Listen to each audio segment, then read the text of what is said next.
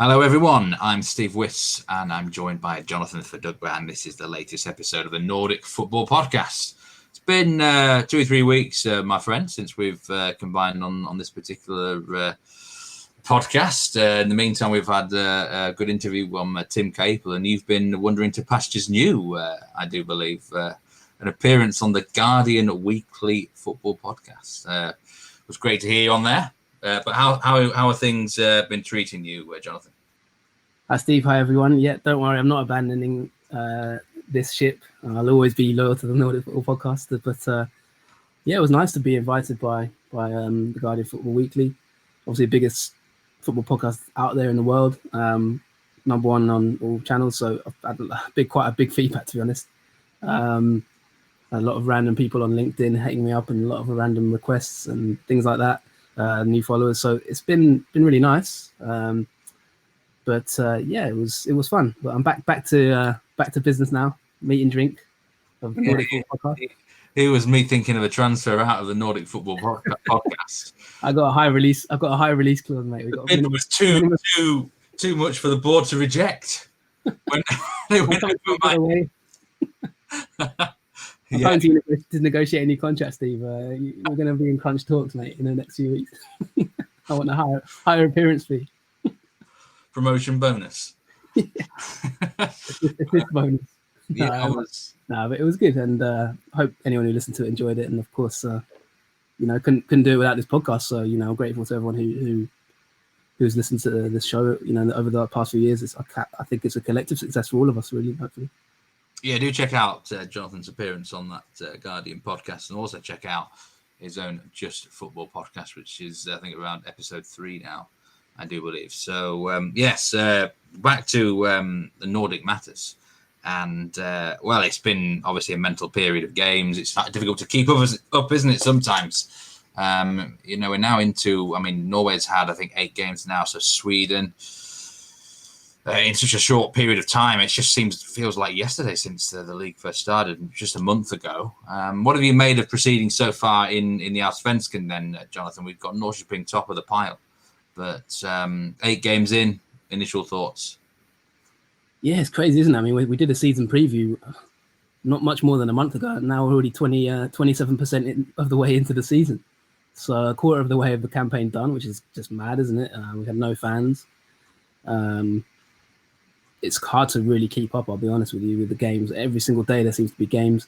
There's games yesterday, there's games tomorrow, there was games the day before that. In terms of keeping up with the league and doing what we do, we watch the league so closely, don't we, Steve? In terms of keeping up with every match and stuff, it's been pretty intense. Yeah, really weird season so far. The best way I can describe the season is just weird. That's the only word I can think to describe it. Very curious, very bizarre. A lot of surprises, a lot of things I didn't expect to happen. And of course, my season 2019 season preview prediction is finally looking like coming true. Norrköping to win the league. Yeah, it looks like you might have got the wrong year with them. So Hammarby fans are going to be excited next year, aren't they, at this rate? But yeah. I suppose we're going to have to start with Norrköping, aren't we? The only unbeaten side left in the Allsvenskan at the moment. They've won 6, drawn 2. Seemingly on fire and already a 7-point cushion. So what has been the secret to their success? Yeah, good question. I think really they just got a very solid team. I think probably underestimated a little bit their level. And, my feelings last season were that they could win the league based on the fact that I thought they had a really good squad. I thought that they had good players in every area of the pitch. I thought they had one of the best managers in Allsvenskan, Jens Gustafsson, and I think a lot of that still applies. I think the 2 factors that really have put them in really good stead. Obviously, in the preseason podcast, they hadn't signed Haksabanovic. So, I think the day after we released that episode, they signed Haksabanovic permanently from West Ham. And to me, that's a game changer. He is, on this day, the best player in Allsvenskan, in my opinion, along with Anders Christiansen, probably of Malmo. Real game changer, 21-year-old. There's been a lot of conversation about him. People saying, did Haksabanovic sort of return to Sweden a bit of a failure? Is he too good for it? Should he have ever left in the first place? And I think it's a really interesting debate. In my opinion, Halmstad to Norrköping was the move he should have made instead of Halmstad to West Ham. I think there's a debate there to be had about whether maybe he learned a lot at West Ham, in a Premier League environment, but he mainly played for the under-23s, barely played a game. I think he played maybe a Carabao Cup game or something like that, but that was about it, really. In terms of a player's career progression, should he have gone straight to Norrköping maybe? Anyway, he's back now, and there's a debate about how long he'll stay again because he is way, way too good for the league on his day. But it's not only Haksabanovic. They've got a really, really good defence. I think Rasmus Lauritsen, for me, is one of the best players in the league at this moment in time. A 24-year-old centre-back. In certain games I've seen this season, he's been outstanding, exceptional. I remember AIK, he got a goal and assist from centre-back position, a real leader. Philip Dargestal, he's been linked with clubs. I've been talking about Dargestal on this podcast for about 3 years, since I was in Sweden, in fact. Played in different positions, centre-back and centre midfield. He's become now really their main centre-back in that sense, in the kind of the formation they play. He's really good, and now he's been linked with clubs in the Eredivisie. Got really solid defence, really good midfield. They've got Simon 10, who's in really good form. They got a lot of good players, Steve, I'll be honest. Blomqvist, Jonathan Levi, I think, has been a good signing. And Christopher Niemann is also scoring the goals. So, yeah, it's looking really good for Norrköping at the moment. And they've got a 7-point lead already. It's kind of crazy that there's 6 teams in joint second place on 13 points. I mean, 2 of those sides are newly promoted, Varberg Boys and Mjällby. I mean, is it just one of those seasons where maybe Norrköping can take advantage of the other team sort of just taking points off each other and not really igniting into form enough? But it looks really congested table below them. Unbelievable, actually. I can't quite believe what I'm seeing. Yeah, well, I read an interview with Simon 10, and now he's an interesting character, and just want to mention him because a lot of people a lot of fans will have warm feelings about him. He had a lot of mental health problems, and came out, was quite open about it, and it was a real setback for him. And he's come back now and is looking quite good. He gave an interesting interview where he said, look, they've hired a new attacking coach, and he's attributed a lot of their success down to this new attacking coach that they've got in place, just working on offensive coordination. And I think that's what held them back last season. I think they weren't really that coordinated in forward areas. Obviously, they had Jordan Larson last season, who scored so many goals for them, but then he left to Russia, and Haksabanovic came in on loan. I think what's happened then is because they've been able to keep Haksabanovic, they've got that coordination already because they've been working with each other last season, and then they've taken it to a new level. They've also signed Linus Elenius now. He'll join in the when the transfer window opens in a few weeks' time. Obviously, Gibson's where he was the second top goal scorer in the league a couple of seasons just ago. He's coming back from Cyprus. Massive signing, in my opinion. He was going to go to EFK apparently, but Norrköping have swooped him quickly. So, yeah, they're in a really good position. They've scored the most goals, obviously 20 goals scored, only 7 conceded. The joint best defensive record. Haven't lost a game yet. Watched them against Malmo. They got a late equaliser and hit the post. Could have won it actually. So they were slightly unlucky. They could have won the game, and if they won that game, it's probably, you could almost say, title over, even at such an early stage. If you consider Malmo as their main challengers, but that win just keeps their 7-point gap. It would have otherwise been down to sort of 5 points, and then maybe it's different. But Norrköping look really, really good at the moment. Peaking, their fans will be very happy with things at the moment, and I think they're in a really good place, even though it's early in the season. Yeah, I mean, we could talk about a lot of the regulars in the chasing pack like Hammarby, AIK, Malmö, but maybe let's talk about a couple of surprising teams up there. Mjällby, for example, won 4 games in a row recently, and that does include victories against the likes of Hammarby and Häcken, which is, I mean, fair play to them there. They've just lost to Varberg Boys, who are actually on 13 points as well. I mean, can you explain why these 2 newly promoted sides have gone so well? Well, I think the obvious thing is no fans. That is a big game changer. I mean, we'll talk about your observations from Norway a bit later, I suppose, in terms of how that affects things. Maybe we can have a short discussion about that. Simple fact of the matter is that, a team like Mjällby, newly promoted, it can go to an EFK with no fans, and it can go to a Malmö with no fans. Obviously, they lost to Malmö on the opening day, but the EFK game, for example, they more than held their own. They were quite unlucky, to be honest. It was a late goal that stopped them from winning. I thought they were really good in that game. In fact, they've got some good players, and I think I mentioned it in the preseason podcast.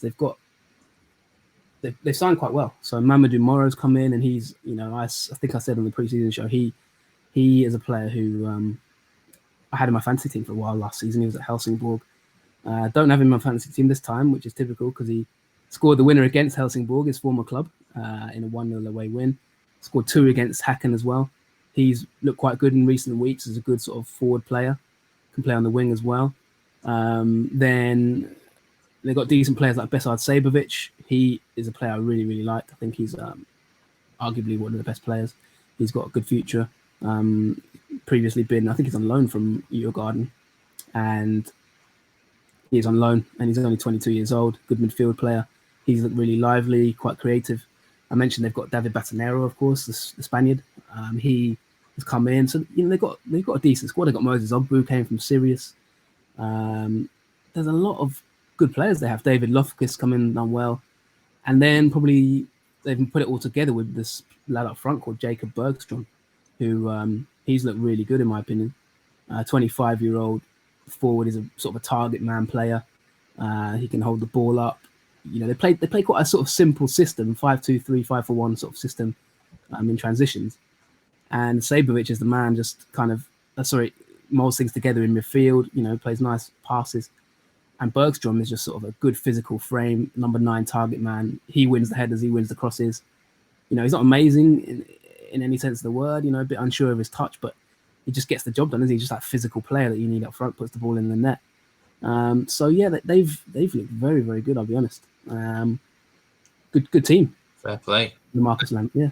I mean, I have to say I'm personally surprised. I mean, I don't know Swedish football like you do, but usually these teams that have come up in the last 3 or 4 seasons have been absolutely mincemeat, haven't they, really? They've been very, very poor, usually hovering down in the bottom of the table very early on. But, I mean, pleasant surprise to see a couple of sides come up and actually compete so far. I mean, there's a long way to go, but I say there's a long way to go. It's nearly a third of the season complete as well. So it'd be interesting to see if they can keep it up. And meanwhile, down the bottom, it seems to be like a continuation of last season with Falkenberg down there, Helsingborg, more on them in a minute. Kalmar have lost 5 in a row, I think. And Östersund are just outside of the relegation zone. And we're going to have to talk about them really here because there has been a change of manager. Our good friend of the podcast, Ian Birchnell, has departed the club. So obviously quite a big story here that happened in the last few weeks. What can you tell us about the situation in Östersund? Firstly, what I'll just say about the newly promoted teams, obviously Varberg, I think they're a little bit more established in terms of their playing style. I think teams that have come up and gone down in past, AFC Eskilstuna maybe, and a couple of other teams like that. Obviously Falkenberg stayed up, but they're bottom of the league right now. I just think with Mjällby and Varberg, they've, like I said, no fans is a massive difference. If you're a newly promoted team going to Malmo or going to AIK, going to EF Core with full capacity, that's a different prospect to playing in an empty stadium. Already you've got just that psychological edge. We talked about it, didn't we, Steve? Players probably who would normally maybe go into their shell, maybe not used to playing at that top level, in front of 10, 15,000, 20,000, 30,000 fans. Now you're in an empty stadium, it's like a training match. So I think that's a massive factor in this. I think that just mentally allows players to be a bit more relaxed, a bit more open, and they haven't got fans on their backs, have they? The other thing is I think they've recruited quite well. I think Malby have recruited really well, I'll be honest. I think their squad is good. I can't remember where I predicted them, but I don't think I had them to go down. And a lot of it was because I really think they've got a good squad.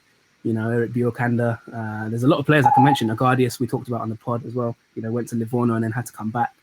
Tamimi Seiberg, he was at GIF Sundsvall. There's a lot of players there that they're kind of all Svenskan players, really.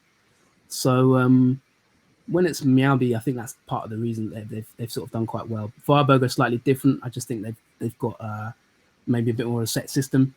Been slightly lucky in some games. I think they'll be lower half of the table eventually, but playing nice football. Just like they did when they were in Superettan. If we move on to Östersund, yeah, of course, big news. Ian Birchnell has officially left. According to the statement put out, it was mutual consent type situation.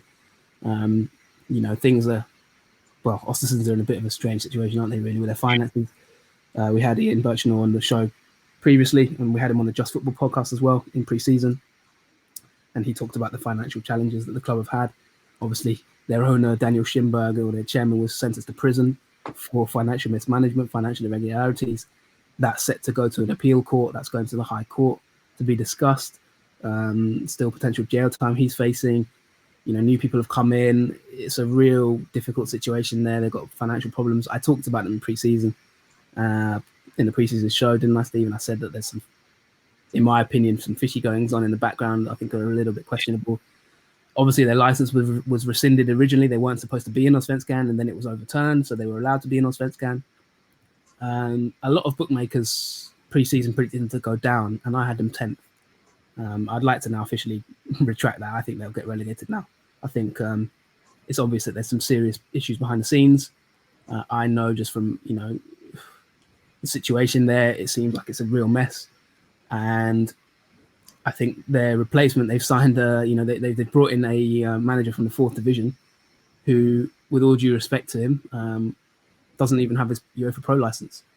So he's not technically allowed to manage in Allsvenskan. So his assistant manager has had to come in and coach the games because he doesn't have his license. So that just sums it up. It seems like a real bit of a weird situation. The manager that they've got to replace, Ian, is obviously not even qualified, and that's not a criticism. That's just a fact. So I think I think they'll sell some key players, and I think they're in real trouble. Amir Azrafshan is their new manager, by the way. Amir Azrafshan, sorry. And good luck to him. They lost to Malmo in their first game without Ian. Ian obviously won his final game in charge against Falkenberg. But they're already towards the bottom end of the table. I think they will be in real trouble now as the season goes on. Yeah, Ian won 2 of his last 3 games, didn't he, in charge of Östersund? So, actually on the field, I think it's a shame, really, because I think he was trying to forge an identity there, footballing identity at the club. But unfortunately, off the field issues, again, seemingly affecting Ian. It's similar at Viking, actually, to a degree. But yeah, we wish, obviously, Ian all the best going forward as well. And we wish Östersund's new manager the best of luck. But he's unlucky. I think he's been unlucky, with that job because obviously it was not easy taking over from Graham Potter. But I think, like you said, the financial situation turned into maybe another Viking, which he probably would have wanted to avoid, to be honest. I think he was doing quite well. I was there in pre-season to watch them, train and play in a friendly. And I thought I liked the look of a lot of their players. I thought, Ian was coaching them quite well. And I think, although they'd have been up against it, I think he probably would have had the coaching capacity to maybe keep them in the division. But now I really worry. Obviously, they were already struggling, so this is something that's been boiling. They lost quite a few of their opening games, 4 of the first 6 games. 1 at Kalmar, 1 at Falkenberg. But this is a situation that's been boiling along. But I think I don't think it's necessarily a coaching criticism, but he doesn't. The new manager doesn't have his pro license. I'm not saying that's the reason they'll go down, but I think the simple fact is that they're in real financial dire straits, it seems, and I think that's clear. So I think they're going to have to sell, like Kadiri, for example. Club Brugge is apparently going to sign him, and so I think as things stand, I think they'll really struggle. Yeah, I would just, before we move on, Ian Birchnell. I mean, would you like to see him manage a bigger club in Sweden? Say a big opening came out. Be interesting to see him, with a club with decent resources, wouldn't it? Because I mean, let's be honest, last season he's probably kept them up when a lot of managers would have gone down. With this, how the situation develops, it'd be good to see him get a bigger job, really, wouldn't it, in Scandinavia? Yeah, well, I think obviously, I'm in touch with Ian, and so not speaking on his behalf or anything, but yeah, I think he would deserve maybe, and I like to think that he could get a job where he has a better background, probably. I think if we were looking at Allsvenskan, for example, if he was to stay in Allsvenskan, you'd hope he would get a job where there's a platform to maybe build from. I think Östersund could have been a good platform, but obviously there's just too much going on in the background, maybe, for any manager really to deal with. So it's a really tough situation. I think Ian showed in his time there with their league finishes that there's the capability of him to build a structure at a club if he was to get another job there. Whether that is offered to him remains to be seen. But yeah, all in all, I think he could definitely continue in Allsvenskan and get another job. You know, I don't know which jobs are going to be available. There's a few other managers that are doing really well at the moment. Sirius, I think we'd have to talk about them as well. Their manager, I think, is doing a fantastic job at the moment. There's a couple of managers looking quite good in, you know, Mjällby, like I said, Marcus Lantz is doing quite well. There's a few managers looking quite good in Allsvenskan at the moment. But I hope this isn't the last we see of Ian Birchnell. I think he would be employable again in Allsvenskan. Let's put it that way. Oh, without a shadow of a doubt. And like I said, we wish him all the very best for the future. And yeah, so you're listening to the Nordic Football Podcast. This is the Allsvenskan section. We'll be moving on to Norwegian matters in the second part of this episode. But let's just stay down the bottom of the Allsvenskan, because Helsingborg are currently 15th. They might have maybe steadied the ship with a few more solid results recently, but it seems like maybe for the second straight season, things have just not started particularly well for Helsingborg. I mean, what's going wrong there, Jonathan? Yeah, they've been in a bit of a weird situation, to be honest. I think, yeah, my preseason prediction for them was probably slightly high, if I'm honest. I think I probably overestimate the fact that they got really good young players, but I think their squad is lacking. They've got a lot of injuries.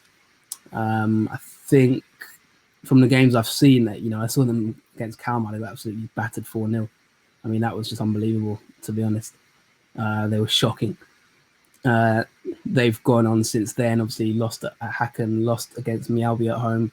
Results have picked up slightly since. You know, they got a draw at Djurgården, they beat AIK, which is a massive win. And they started to look a little bit better. They got a point at EFK as well, last minute goal from Al Hamlawi, which was a big disappointment for EFK, throwing that away in the 90th minute. But I think Olof Mellberg is maybe starting to get his squad together again. They've had a lot of injury problems. I think that's the main problem for them. And that meant he's had to rejig his team quite a bit. He's had to rotate. Anders Lindegaard, for example, the former Manchester United goalkeeper, he's been injured and he's a key player for them, in my opinion. They had to have a sort of a second choice goalkeeper who was really poor in a Kalmar game, that's for sure. And then it's a case of they've got a lot of young players that they're having to rely on, like Armin Djidjevic, who is linked with big clubs. He's the subject of one of my Y Scout blogs in the last few weeks with our partnership for Y Scout. I wrote about him, tactical profile. Timothy Anderson, who's on loan from Bayern Munich, you know, he's only 19. Max Svensson is a really good player, but he's only 21. I think there's been a lot of emphasis on him. He started to pick up form a little bit, but I think there's just a bit too much of an emphasis on young players at the moment. And then I think obviously the likes of Anthony van den Herk, who I did a video blog about, scouting analysis. He's got his first goal now. He needed a bit of time to settle. You've got Mix Diskerud who's come in and he's steadied the ship in midfield a bit. Mohamed Abubakari's been injured, but he's started to return. So yeah, I think with Helsingborg, I think Olof Mellberg's not secure. He has to be careful because I think his job could be available if the results continue. You know, Helsingborg is quite an unforgiving environment. If you get on the fans back there, things can change very, very quickly and turn against you. But maybe they might be about to start picking up some results soon. Their next game is Falkenberg. You know, maybe they'd expect to win that. Then they've got Örebro Östersund. So maybe they can go on a bit of a run before they play Hammarby, Malmo and Norrköping in their 3 games after that. Ouch. That's not what we want, is it? I mean, just before we move on to something else, I do want to give a plug to the Y Scout blog, which we have been writing some articles on this season. I did a bunch of Elite Serien players back a month or two ago, including Jens Petter Hauge, Alan Dunham, Nicholas Castro, etc. You have recently been doing some player profiles from the Allsvenskan on the Y Scout blog, including Niels Froling. So yeah, it's definitely worth a read. Is this Y Scout blog? There's lots of other good stuff on there as well, and give it a go. You know, I'm quite impressed with some of these articles that you've been churning out recently there, Jonathan. Yeah, thanks. Likewise with yourself. You know, we're partners with Y Scout. We write a piece for them every month. And yeah, of course, they rely on us to provide the best young talents and best players to watch in Allsvenskan and Eliteserien.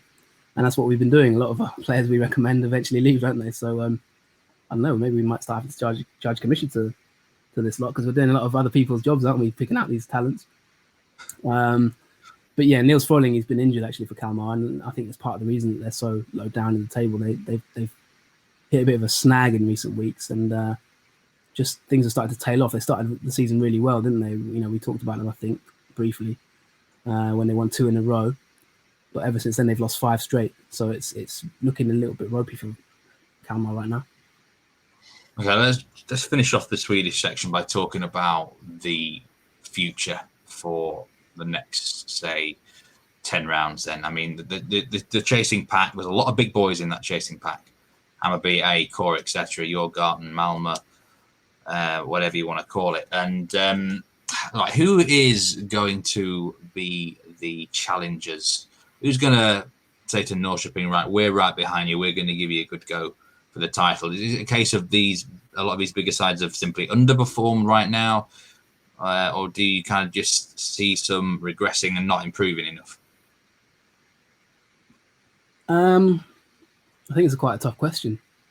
I'd probably say no one. I expect Norrköping to win the league now, to be honest with you, and I think they'll do it in some style. I think they might have a bit of a blip, but even with 7 points gap already, they're going to have to lose 3 or 4 games for that to happen. And the way things are going, I'm not sure they're going to lose sort of 4 or 5 games. Okay, they'll inevitably have a blip, but they only lost 5. They only lost 5 games all of last season, and I think they're a much better team than they were last season. So you're looking at the likes of, I think Djurgården are starting to pick up form. I think they're really well coached. I think they got some of the best management duo arguably in the league. My problems with Malmo in pre-season were clear, that I said about Jon Thomas, and I'm not entirely sure he's going to maybe lead them to a title immediately in his first sort of season. I stand by that. I think there's been problems with Adi Nalic, who is one of their top players arguably, and he's been out of the team, and he came out recently and said sort of, if I'm not going to play, then I'm going to have to leave this club. That's a bit of a worrying sign when one of your best young talents is sort of already giving out tidbits to the media about wanting to leave the biggest club in Sweden. Obviously, there's bigger clubs abroad looking at him, but I think that's not a good sign. And I talked about before Malmo having some problems between Jon Thomason and some of the senior members of the squad. I'm not convinced that the board, those sort of maybe problems have all been addressed, especially bearing in mind the Nalic situation. So although Malmo are good, I still think that maybe they've got I think they should have beaten Norrköping, for example, gave away a last minute goal. Just not sure they're going to catch them with 7 points. Varberg obviously are not going to. Häcken looking good. They beat Elfsborg 6-0, but could they mount a title challenge? Not entirely convinced yet. Before that 6 goals, they'd only scored 9 in 8 games. So, they're sort of scoring goals in fits and starts. Söderlund will be a key man. I like what I see from him. Wallermark, Dallahoyer, and just looking good. But I think the main advantage with Norrköping is I don't think they really need to sell players, whereas I think that the other challengers are going to need to sell players. You look at EFK. I worry about EFK. I think they could really be in trouble if they sell Yusuf and Karaishvili, which they've said they need to. I think they could even be looking at relegation potentially, or a relegation battle if they lose those 2 players and don't replace them. I really worry about EFK if they lose those 2 players. There's contract negotiations for Tankovic at Hammarby, but they're already 9 points behind. I said it in preseason. I think they can win the league if Zlatan signs, but it's maybe not looking like that's going to happen at this moment in time. Paulino's on the score sheet now, but I'm not sure. I'm not sure, Steve, that anyone's going to catch Norrköping at this rate. Honestly, I think they're looking really, really good. I think they look the most mature team, the most technically organised team. They've got the head start. Unless they lose players, I think they're going to continue from here and maybe win the league. I'd like to talk about AIK though, because I think I found them interesting. To me, it seems like there's a lack of goals from these other contenders. In fact, actually, a general lack of goals across the whole league. There's far more under 2.5 goal matches than overs this year. So Hammarby, AIK, 8 goals for Hammarby in 8 games. It's terrible. Even Malmo have only got 11 goals. It just seems across the whole league, that goals are not in a ready sort of supply. I mean, I guess with Core, it's not such a big shock, is it?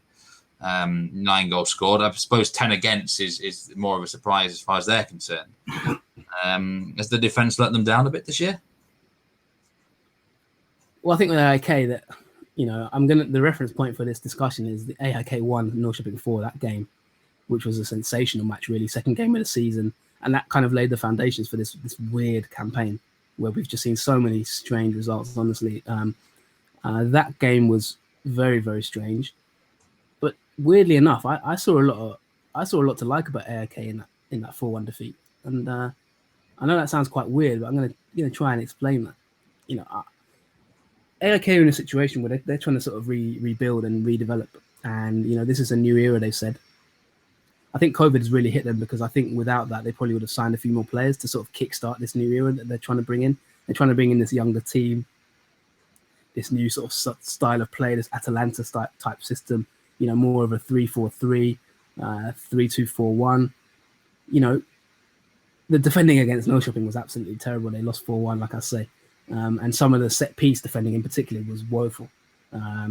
Granley, for example, had a really poor game. A lot of players had a poor game in that, really.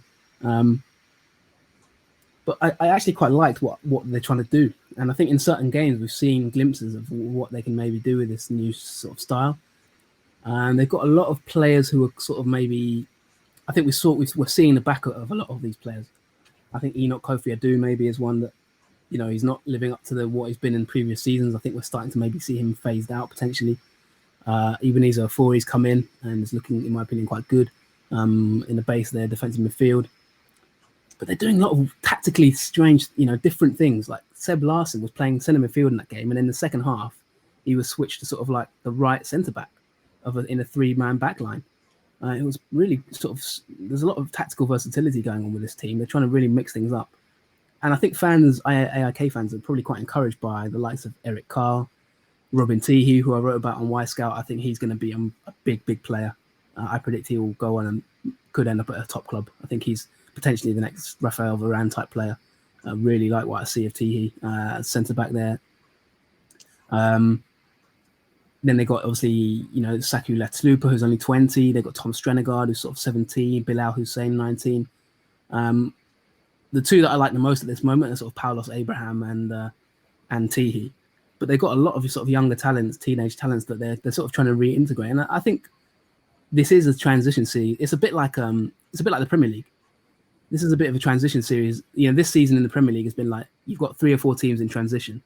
Manchester United, Chelsea, for example, Arsenal, and then you just got one team who just ran away with it, Liverpool. And I think Norrköping and potentially Liverpool of Sweden at this moment. I think they're the team that has just got everything clicking at the right time, whereas everyone else is maybe in a bit of a transition. I think Hammarby just haven't got the blend right. Their defense isn't good enough. Their fans aren't there, which I think is a massive blow. They've got one of the best attendances in the league. AIK, one of the best attendances in the league. So all the other challenges are just missing a little bit, and that just leads me to sort of think that Norrköping have it all in their favour at this moment in time. Norrköping, the Liverpool of the Svensken. Well, but it's in the name, isn't it? Norrköping. Nah, let's not talk about that. All right, so I think we're going to complete the Swedish section for this episode. So we're going to have a little bit of a break now. Join us after the interval, and we'll be discussing Norwegian matters in the Allsvenskan. Things very interesting up there. So catch you in a little bit.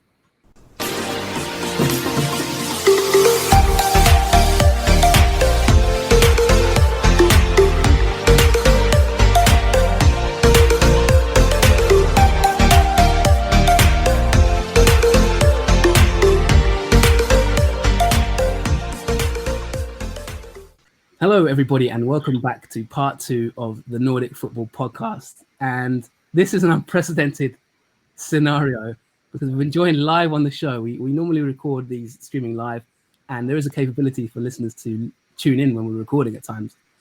And unbelievably, we have been joined by Pub Open, aka Cooper, aka CJ, aka loyal fan and long-time listener, TedCruzAteMySon. a bit of a podcast legend, to be honest. He's always supported us from day one. Cooper, how are you today? It's unbelievable to have you with us. I'm doing very well. I'm glad to be here. Thanks for having me come on. I didn't even expect this would even happen. Well, you take your opportunities in life, and you've done it. You joined us live, and you left a comment, and so we thought, Yeah. why not get you on the show, because you are part of this Nordic football podcast, really. Yeah. For those who don't know, Cooper is a Rosenborg fan, big time Rosenborg fan. He's even wearing a Rosenborg shirt as we speak. And so we're going to start this section of Norway by talking to you about Rosenborg. Tell us your thoughts on the season so far. Obviously, there's been quite a lot of turbulence at Rosenborg, hasn't there, in the last few weeks? So this season has not turned out the way I expected it. I knew that Horneland was going to end up leaving us at some point. He just didn't seem like a right fit from day one. I think you guys know that from my view. I just didn't expect the season to go so south so quickly. I mean, you saw today, we didn't even get a goal against Start, a newly promoted team. I mean, good for them. It's good for them to have that result against us. But I just don't know what it really is anymore. Maybe it's just the players not giving enough effort. I expected them not to win the league, but to get top three. I wouldn't be surprised if they got third, not even second. But, I mean, just Bodo, they've been amazing. Just like last season, they started off really well. They just need to keep it up if they want to take the title, unlike last year. But, yeah, Bodo and Molde, they just seem better than us. And I don't know what else we need to do to improve, but usually with the transfer windows, we don't spend enough money. No club really does. So it's all about maybe academy. We just got to hope for someone to come through the ranks and to just be really impressive and start a revitalization again. But yeah, I did expect top three, and I think we'll be top half, obviously. It's just going to take some time to click in. Horneland was, sacked from his position, something that Steve has been predicting for a fair while, to be honest. Let me just ask you, Cooper, how long have you been supporting Rosenborg? Just tell us a little bit about your own personal, fandom behind Rosenborg. It's quite a curious story for maybe some listeners. How did you get into it? You're passionate. Like, I have Norwegian heritage, and I got into the sport of football since 2010. So I was a Manchester United fan, but I wanted to follow some place in the league that isn't well known, isn't as big, especially where I am in America. And being Norwegian, I thought to look through clubs there. And the only reason why I went into Rosenborg Ball Club was because of Mike Jensen. Sadly, he's gone now. I think he plays in Cyprus. But that's what got me into it, and it was back in 2016. So it was before the 100-year anniversary, and it was perfect timing. They were hot, and I didn't choose them because of their form. I didn't even know of their form. But I was really glad to get into them, and it's just really beautiful club, beautiful stadium at the Lerkendal with the Scandic Hotel and stuff, and I was really happy with my choice. It's fantastic. And yeah, I mean, what you've been listening to the show for quite a while. You know about Steve's views on Horneland. Yeah. What's the outlook for the rest of the season? Like you said, you hope maybe Champions League football, that kind of thing. In the years you've been supporting them, how bad is this in terms of the support? I mean, obviously, Rosenborg fans have been you've been lucky. You've had a lot of good success over the years. Yeah. How do you see yourself getting out of this situation? Again, like with the transfer window, I don't think it's going to be transferring in a ton of players. It's got to be a managerial change, and it's also got to be maybe an academy product coming through to help inspire. Definitely. So when that's going to happen, but I mean, we need to sign a player like Adegbenro again. I'm not saying Adegbenro is the best thing we've ever had, but sadly he seems kind of injury prone. But someone who isn't injury prone but is as athletic as him, maybe coming in through the Eliteserien first, if not maybe the Allsvenskan. I think those are some good products to look into to help us with success in the league. So I would say, I mean, next year, obviously we can do better than this year.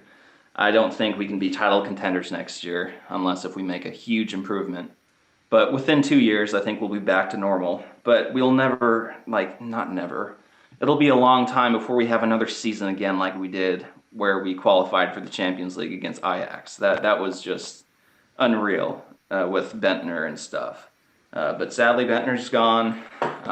We've got some hurt people. It seems like Paul-Andre Helland has been back, and I love seeing that. I think that can be another spark to getting form again, and I really have trust in him before he moves on in his career, whether that's retirement or transfer.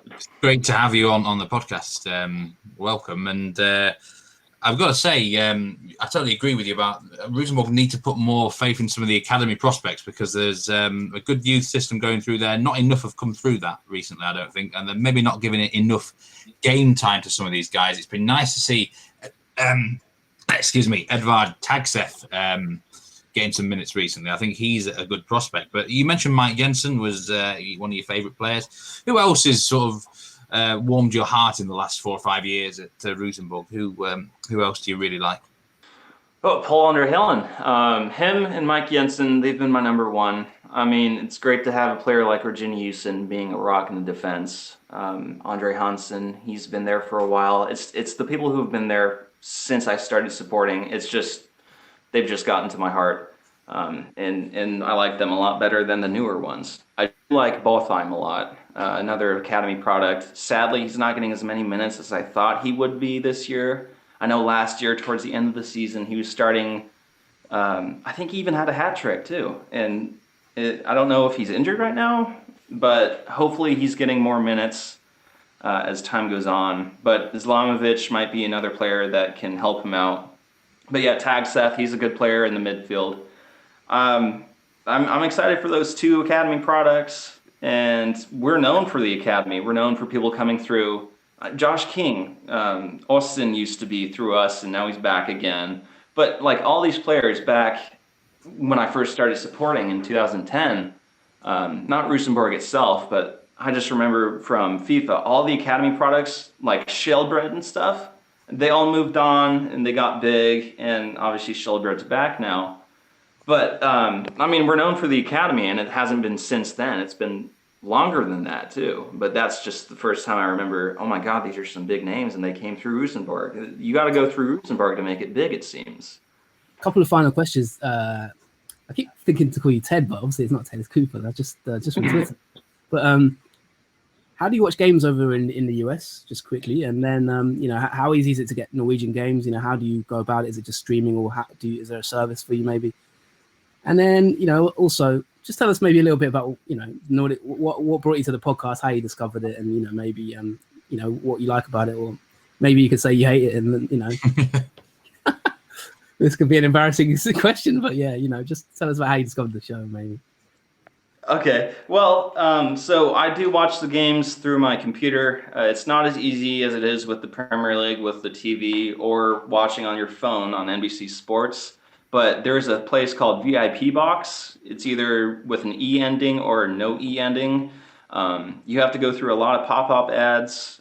I have not gotten a virus, thankfully, but I was willing to risk it to watch some Rosenborg games, and I have.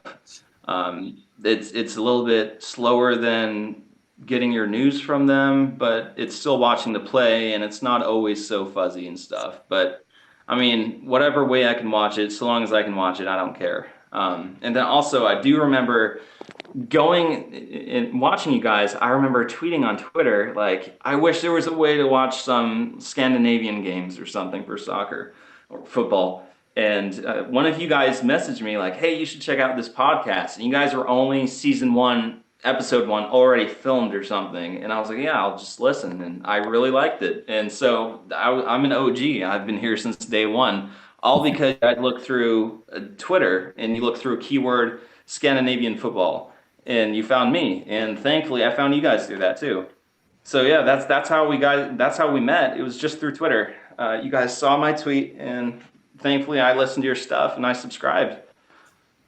You have to say, to be honest, that it's really fantastic to have you on the show, because you are a bit of a Nordic football podcast legend, to be honest. We talked about you quite a bit in the past. Yeah, and I always love you guys bring me up, and the fact that I'm on this now, it's like you really did make my day. I was let down about the Rosenborg result, Still got a game to go for my local, but yeah, I'm really glad to be on here, and I'm going to be watching this like every day for the next month now, showing this off to people. Can't wait. Nah, it's brilliant. Well, I'll say thanks for appearing on here, and I hope you enjoy watching Rosenborg for the rest of the season, and I hope you enjoy listening to the Nordic Football Podcast for the rest of your life. So, it's been a pleasure having you on your thoughts on Rosenborg, and take care. Take care, and we'll see you again very soon. Well, I appreciate it, guys. You guys have a nice one. Thanks. Cheers. Cheers, DJ. Take care of yourself. Great to have you. Fantastic. Absolutely brilliant. I mean, to have some opinions from a diehard Rosenborg fan, really committed guy. He knows a lot about that club, and he'd risk a virus and everything for Rosenborg. His whole computers could go kaput. Yeah. Can I just say that is the beauty of the show, really, isn't it? That's kind of why you do it. Yeah. The loyal followers, and it's really good to have people like that who give the support. And I have to say that was quite fun, really. So a bit unexpected, to be honest. We didn't expect this in the show; it wasn't planned. But there you go. This is the Nordic Football Podcast. Anything can happen. To be quite honest, we've had a cat attack our host, and now we've got one of our favourite followers, TedCruzAteMySon, joining the show. Let's get back into Norway, Steve, if you could compose yourself. And we have a bit of a team analysis planned on this week's show. Obviously, 8 games in, I'll just give a very brief overview for those who haven't been watching on Eurosport. And by the way, if you are watching on Eurosport in the UK, do check out Steve's interview with Tim Capel, arguably one of my favourite ever shows to listen to. A legend of the game, commentary game. I have to just give my 2 cents worth on this episode. That was really enjoyable for me. Tim was really, really good. I enjoyed that a lot, that episode. Steve, we got a bit of a situation here, haven't we? Because you, in pre-season, gave Buda Glimt a bit of a talking down, didn't you? They've peaked. I think were maybe your words. They're not going to make it. And you know what I'm like, Steve. In the past, I've called you out on Christiansen, who have always stayed up when you called them to go down or hated on them. Because if I look at the table, Steve, at the moment I see, correct me if I'm wrong here, but I see played 8, won 8, goals scored 32, goals conceded 8. Buda Glimt, top of the league, 2 points ahead of Molde in second, and Vålerenga third. Now, Buda Glimt, Steve, that is quite remarkable, isn't it? I mean, there's going to be a Y-Scout blog article on Buda Glimt coming up at some point soon, so keep your eye out for that. But played 8, won 8. What can I say? They're playing unbelievable football, possibly the best football from any Scandinavian side at the moment. Like I said, I thought they would maybe regress a little bit this season due to losing key players like Håkon Evjen, but it just shows you how well coached they are. Let's get first thing straight. They're brilliant from both a physical point of view and a technical point of view. They've got, obviously, the players just seem full of energy. There's not been much rotating of the squad. There's not been many injuries. But everyone it seems a really close-knit family up in Buda Glimt. Everyone's working towards the same goal. Everyone knows their tactical role as well. You can clearly see the players that are playing for each other out there. And they've absolutely obliterated some sides. I mean, I was shocked a couple of times, certainly when they hammered Haugesund 6-1. I'm like, what is going on here? Because it could have been 10. But the one that really got to me was when they beat Brann 5-0. I mean, Brann, I before that game, I thought Brann would use their heads and offer decent defensive resistance. And I couldn't believe what I was seeing. I think it was 4-0 at halftime. And again, it was another match. If it wasn't for Ali Amada that day, it literally could have been 10 or 11, even 12 goals for Buda Glimt. They were just absolutely rampant. I still don't think, and I did remember the analysis I did last year when Mjøndalen got a 0-0 draw against Buda Glimt away. Not enough sides are respecting them still. It's crazy. It's like teams just still want to go out there and try and outplay them, and they give them chances at the back. You've got to use your head, and even if you do that, like Christiansen did a couple of nights ago, they're going to get you with a special goal, and they're probably going to find a way to break through you. But at least you're not going to get battered, are you? So, really incredible team. They've got some great players. Jens Petter Hauge has been in great form. Zinkernagel, the whole team has been brilliant, and I can't praise the coaching staff highly enough. The way they play reminds me a little bit of sort of Leeds under Bielsa. Honestly, seriously, he's coaching players above their normal ability level and what they're capable of. I think the manager and the coaching staff deserve every credit in the book. They're getting him perfectly physically prepared and technically and tactically prepared as well. It's an absolute machine right now.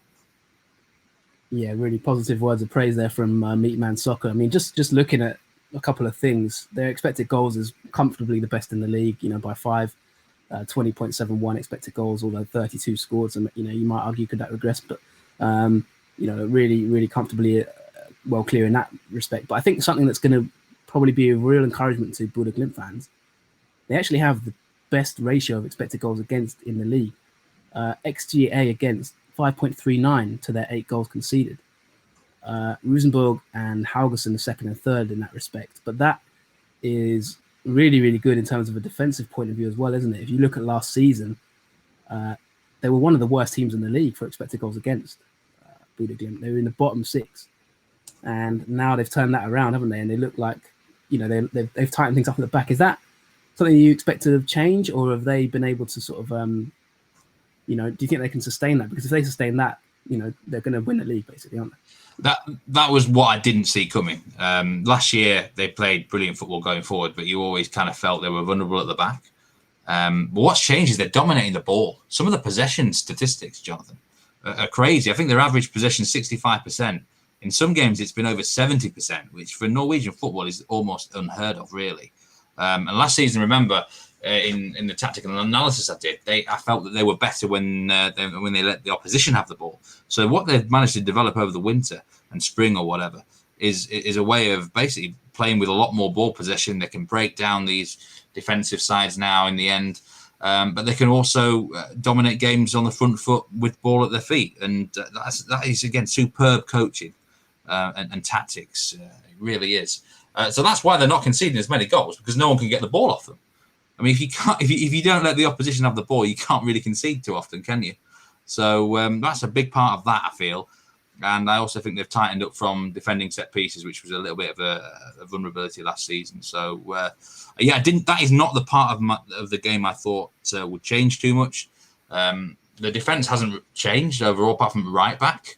Right hand moved back to Rosenborg, who was a pretty good player. But I've got to be honest with you, it's a situation where the coaching staff again deserve a lot of credit and fair play to them. If they can keep that sort of defensive tightness up, they're right up there. My big concern, and we might talk about Mulder a little bit, I'm not sure, is the long-term squad depth. Mulder's squad is far bigger than Glimt's, and will they run out of energy playing it this way throughout the whole campaign? I'm not sure.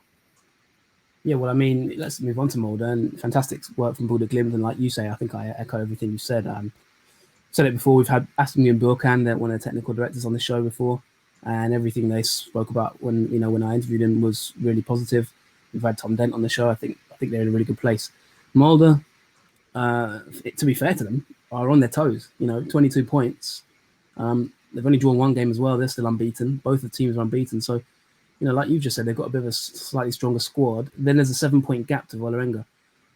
Do you still think Mulder will win the league? I mean, that was your preseason prediction.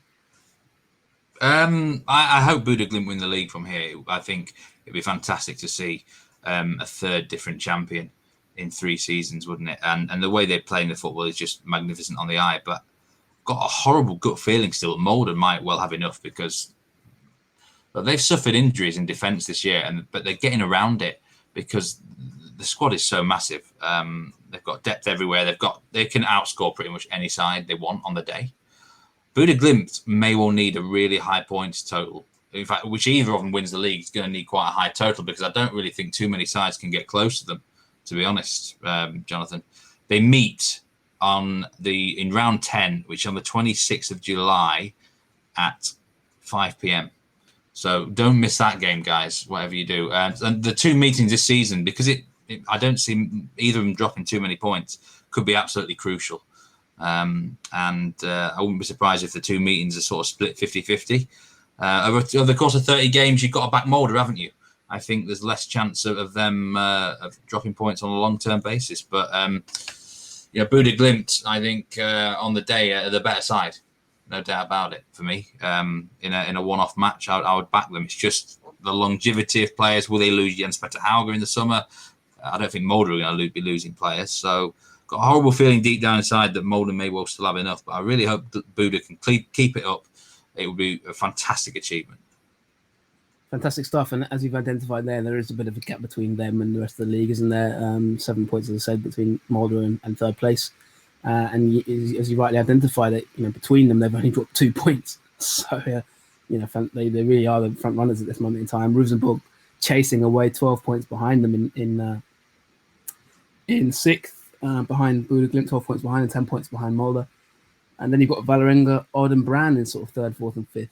But we're going to focus on a different team today, aren't we? We've got a team you'd like to talk about for the next few minutes and go into a bit more detail on, and that is Sarpsborg. Now, the big question on everyone's lips at the moment, Steve, is what are Sarpsborg doing in 12th? Why has it been such a bad start for them? 8 games, 2 games with one draw, 5 defeats.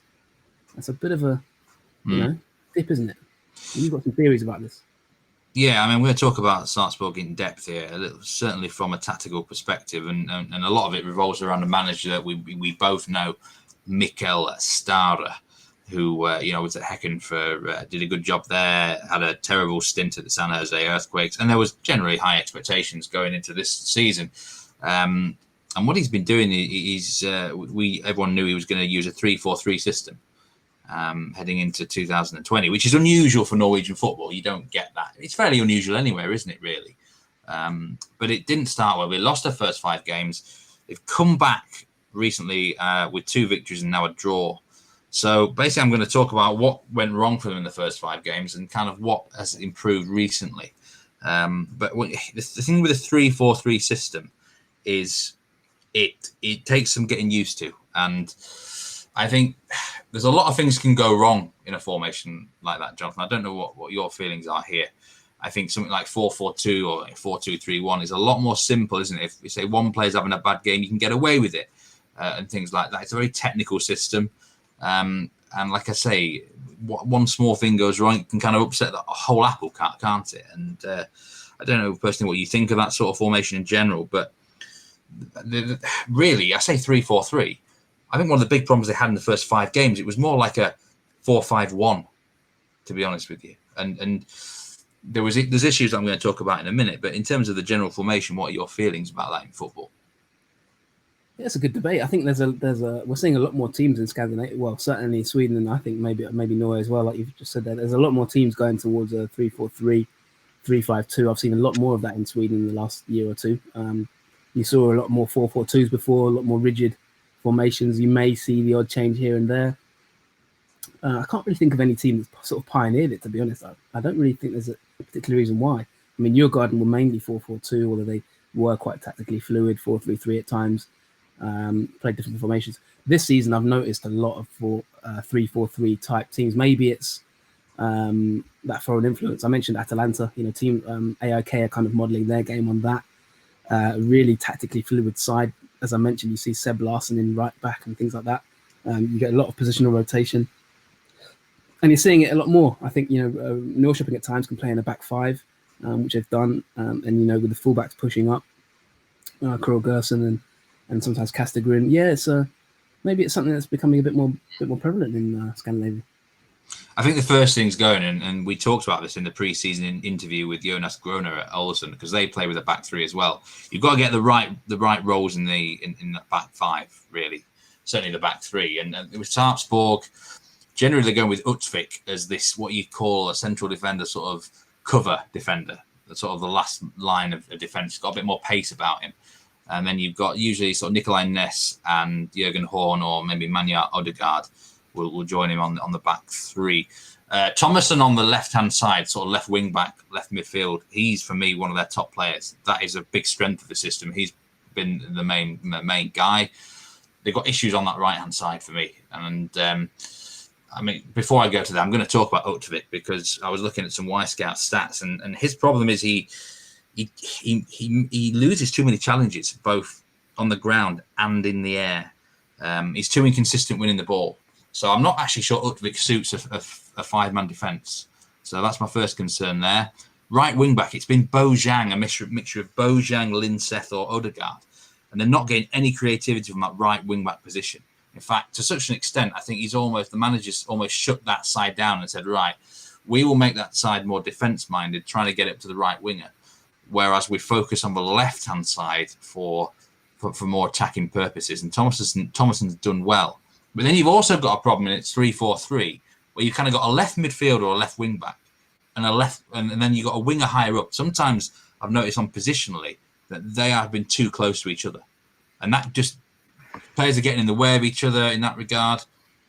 And the same point in the midfield. Things haven't improved in the midfield since they brought a guy called Ismaila Koulibaly in. And he was one of the players to watch. His quite a few sources out there this season. It wasn't on my own list, but since he's come into the team, things have been much better in midfield, more physical presence. So they've had issues, and the final one they've had is getting the striker Jurgen Strand Larsen into the game. Everyone knows he's the king of the pre-season, but he never really does it in the main season. He was far too isolated in the first 5 games, I felt. But as soon as he's come a little bit deeper and kind of closer to the wingers or sort of inside forwards, whatever you want to call it, and they've got him into the game a lot more, things have improved there. So it's a tough system to learn. I think that's one of the main problems they started so slowly. But the signs are things are getting a little bit better.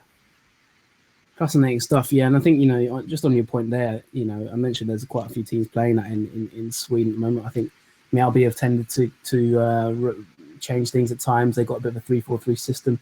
IK Sirius as well, who are doing quite well this season. I've seen playing in that sort of system. And one thing I've noticed, Steve, and I think it's just a general point, but I definitely agree with what you say there. You do need you need decent ball playing centre backs, to be honest, to be able to really work that system. I think,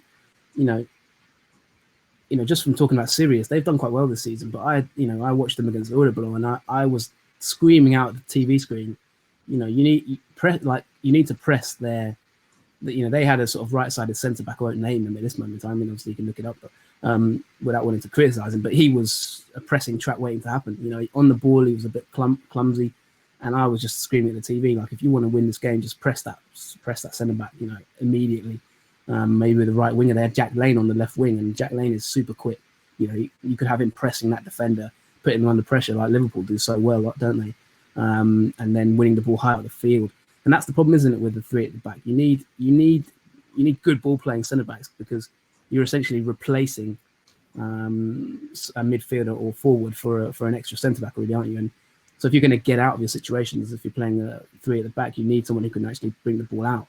Otherwise, you just got 3 people lumping upfield, which is going to work defensively. But then, how do you build your game? Yeah, it's a fascinating observation. I mean, they lost. Salzburg lost their first, as you mentioned, 5 games of the season. They've picked things up a little bit now. Where do you see it going from here? Well, I think they've been lucky to have a couple of easy games. Sandefjord and Start were nice pick-me-up fixtures. I didn't actually watch the match against Starbuck tonight. I was out doing some cricket practice, so I didn't see that 1-1 draw, but it looked like statistically they were pretty solid again defensively. That hasn't been the problem. They've generally not been too bad in terms of chances conceded. Expected goals in the first 5 games there, they had 6.93 expected goals, and they only scored 3 of them. It didn't help that they missed a penalty in that period. But you're right about the ball-playing defender, Utvik, the guy, the cover defender I've been telling you about, who sits right in the middle. He's been looking for that long ball over to the striker, Jurgen Strand Larsen, but he hasn't been connecting with that ball. So it's like, has he got the technical quality to land that pass? The accuracy of pass. I'm not sure it's there. But the big positive for them is Thomason on the left-hand side, left wing back. He's a superb player. I think he's perfect for this system. But they could just need a really good. If he's going to make improvements going forward, they've got to get a proper right wing back who suits that role, and then they could really progress then. I must say, but at the minute, there's certain things in this system that's letting it down, and because it's such a technical and complicated system, it can lead to a huge mess. It's a nightmare in that regard. But if you can get the right players for the right role, I do see potential here at Salzburg.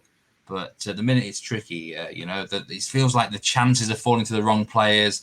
They need to get Strand Larsen more involved, even more. He's only had 1 goal. They need to get him more involved than he does. I think he plays better in a strike 2 partnership rather than 1, to be honest.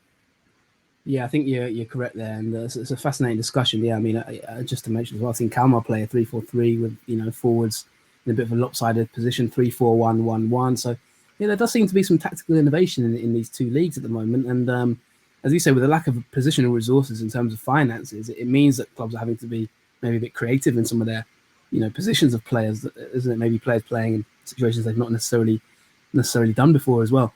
But that's a fascinating discussion there, Steve. I want to move on to the relegation battle because it's a bit of a odd situation there, isn't it? And I don't mean odd BK, the football club, because they're fourth, but I mean the newly promoted teams are not having it all their own way, are they? And to be fair to you, that's something you called in pre-season. I see Sandefjord 13th, so it looks like they maybe have done a little bit better than you expected. But then you've got Viking 14th, starting 15th, then Arlesund 16th. What's your takeaways from the bottom half of the table so far after 8 games? It's been a disastrous start for the newly promoted teams, really. Sandefjord the worst side on paper as well. So I think you've got to credit the manager for having 7 points on the board. They've got a really good manager in Marti Cifuentes. But Ålesund have been the big surprise in a bad way. A lot of people thought they'd be a dark horse this year, mid-table, comfortably. Hasn't worked out. It just feels like defensively they've had too many shocking games. I noticed Tom Dent did a very good piece of tactical analysis on the website that Ben Wells is operating at the moment. It's well worth a read, I must say, for anyone interested. Dissects Ålesund's issues defensively. And again, it's problems. Again, they're playing with a 3-man back line, 3-5-2 sort of system, 3-4-3 sometimes. And it's not easy, is it, at this level of football to implement it, going from the Obosli game where they're dominating games. Suddenly teams are punishing them on the break. But I'm a bit worried for Ålesund now. They even lost against Sandefjord 1-0. They didn't look like scoring. I mean, that's the one thing you'd say for Ålesund. At least they would retain some sort of attacking threat in most of their games. But it's like they were so tame in that loss against Sandefjord. I'm really worried going forward for Ålesund and Lars Verheenen. I'm sure he can sort it out. I'm sure he can solve the issues, but it's definitely bad. And as for start, well, they just don't look like elitist class to me.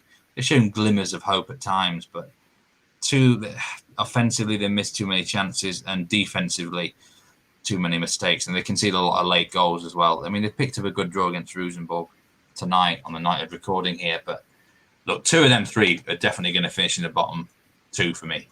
It's as simple as that right now. It's a question of who. I wouldn't be surprised if all 3 finish in the bottom 3. I just think it's just hard, isn't it, coming up from the gap maybe between elitist and Obos League is bigger than some people think. Yeah, and you mentioned Arlesund there. Just in a word, should Arlesund keep Lars Verheenen, yes or no? Because I saw a debate on Twitter saying yes, I would keep him myself. I think you've got to give him the whole season, but I'm shocked myself how bad things have been there for them defensively. They've got to sort something out. Yeah, okay. So you're in the Team Verheenen camp. You've also written a great Whiteout blog about his son, I think. So, yeah, looks like interesting times for Arlesund. Just looking at the expected goals in Eliteserien, and you've got Rosenborg, Haugesund, and Sandefjord at bottom 3. So it's terrible times for Rosenborg in terms of expected goals, XG. And then you've got Sandefjord, of course. You said they're doing quite well, but maybe they've only scored 6, but they're gonna, maybe they're getting results, getting the best out of their abilities, like you said. And as I mentioned before, in expected goals against, the worst teams are Arlesund, Viking, and Strømsgodset. So maybe there might be a correction there in the weeks to come. But Arlesund rock bottom. I think that's about all we've got time for on the Nordic Football Podcast this week. We've got some quite big games coming, haven't we, Steve? But maybe we'll have another show soon. We've been planning some team analyses, haven't we? And I think that's something we're going to explore. We may even be looking at doing it on Twitch, but we haven't decided yet. So, yeah, we've got a few things off our sleeves. Yeah, maybe make it a bit more interactive, like the Sarpsborg thing I was just doing there. It would certainly look better on a video or something along those lines. So it's something we look forward to down the line. But there's so many matches coming up. Yeah, I'm sure we'll have a podcast again very soon. But yeah, so much to discuss. It feels like we've only scratched the surface at times. And there's been so much going on here. But yeah. And I think we've got the transfer window coming up soon as well. Even it seems like crazy, doesn't it? But we're about to hit. By the time you know, it'll be halfway through the season. So yeah, a lot to talk about coming up in coming weeks. Thanks a lot for everyone's support. Any final words, Steve? Where can the listeners follow us? They can follow us on Twitter at Nordic Footpod. Subscribe to the YouTube channel as well. I do apologise for those who've been after some of my fantasy advice and stuff. I have not been able to keep up with it. It's been so manic that and so crazy with some of the rotations in the 11 that it's almost become a game of potluck at times. So I do apologise. I will try and post something when it becomes one match a week. It'll be a lot easier for me to keep going. But yeah, obviously big thanks to Cooper for coming up to give his some thoughts on Rosenborg. It saved me slamming them as usual, hasn't it? So a different person to get on Horneland's back. Yeah. I think, yeah. I mean, we'll let you off because you did such great YouTube videos on our Nordic Football Podcast YouTube channel. You did such great fantasy season previews, so we'll let you off for that one. Hopefully, we'll be back soon. I think we're going to try and have a more regular schedule in the next few weeks. And there's a lot to say really about a lot of these teams. Just wanted to mention as well, like Hammarby, Djurgården, and AIK, by the way, in the bottom 5 for XG against in the league. So that just tells you, just to revert back to Sweden quickly, there's some weird things happening in Scandinavia at the moment, but we wouldn't have it any other way. I think the league is actually getting a lot of more respect and admiration in recent weeks. I've noticed a lot more people tuning in and a lot more people kind of paying attention. So yeah, the Nordic Football Podcast is the place to be. At Nordic Football on Twitter, at Meatman Soccer to follow Meatman himself, at JF Football. It's spelt in the South American way to follow me because someone else took JF Football, which is quite annoying. But yeah, or at Just Football. This is probably a bit easier. We'll be back soon. And don't forget to subscribe to the show. And we're also on patreon.com/Nordic Football Podcast if you would like to, buy us a beer or something like that to get us through these recordings when we're hijacked by the likes of TedCruzAteMySon. So thanks so much to CJ for joining us as well. And we'll be back for an episode quite soon, won't we, Steve? Certainly will. Thanks very much for listening, everyone. Take care, stay safe, and goodbye. Goodbye, all.